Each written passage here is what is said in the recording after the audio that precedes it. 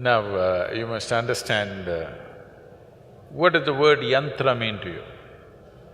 Yantra, a machine. It's a machine or it's a tool. The power of the tool is what has rendered the human being to become dominant on this planet. If we did not know how to use tools, probably a colony of ants would dominate us. That's a fact. If you did not know how to use a tool, you don't need tigers. See, tiger needs protection in the world today because human beings can use tools. Always the imagery that people are trying to create is a tiger means that's it. But tiger needs to be saved from these puny human beings because they can use tools. The tiger cannot use tools or does not know how to use tools. So it's the tools or the machines that we built which has made us who we are. And what is this type of machines we have built? Every machine that we have built is only an extension of the existing faculties that we already have. Because I can speak, there is a microphone, there is a telephone. Because we can see, there is a microscope, there is a telescope. Because we can walk, we came up with a bicycle and every other form of locomotion. Suppose we were made like trees, rooted in one place, would we make bicycles, I'm asking? Everything that we have done, every tool, every machine that we have created is only an extension of what we already can do. What you cannot see from here, you use a telescope and you're able to see something far away. Without the tool, you would not be capable of doing it. When I refer to Devi that you're talking about or Dhyanalinga as a tool, people, Devi Bhaktas will say, Sadhguru, don't say that. Devi is more than our mother. You can't say it's a tool. I said, okay, you have such a problem, you come to the ashram, 3 days you stay here, I will give you plumbing job. No spanners, no winches, no tools. You use your hands, your teeth, whatever you want. In 3 days' time, you would have lost half your fingers and teeth. After 3 days you come to me, I'll give you one spanner. Will you worship the spanner or not? This is the power of the tool. So you need to understand this. This is a godless country.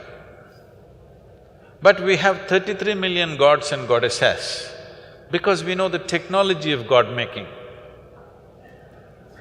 Yes.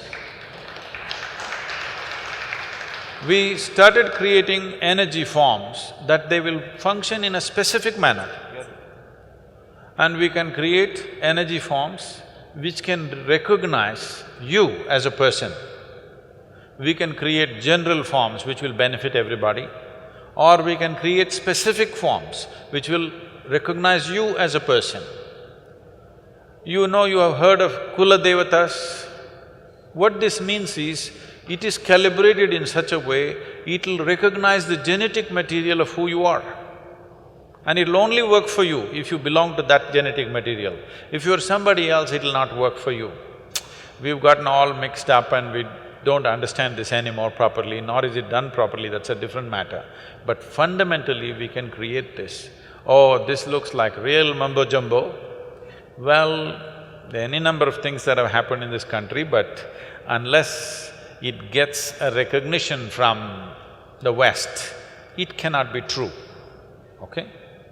You heard of Ramanujam. Ramanujam wrote mathematical theorems a little over 100 years ago. Nobody could decipher what they are. In 2010, they found out some of the theorems that he wrote are actually describing the black holes. When he wrote this in 1910 or 1908, when he wrote this theorem, there was no concept of black hole in the scientific community, but he made a theorem for the black hole. So people asked him, he just sat down on his bed, even on his deathbed, he sat down and simply poured out mathematics. People asked, where is this coming from? He said, my Devi. All I do is appeal to my Devi and it just pours out for me. What these deities are, if they are properly consecrated, if the necessary science has gone into it, is they are windows to the existence. You can open up a certain window and access the cosmos in different dimensions. So for different aspects of life, we created different type of tools or machines.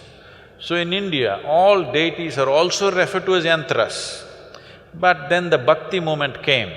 When the bhakti movement came, a bhakta or a devotee does not care for science. His emotion is everything.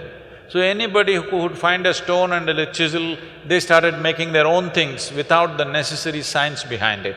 So the entire thing got skewed very badly because of the bhakti movement, because that's a different kind of movement. Otherwise, then this entire process is a very profound science.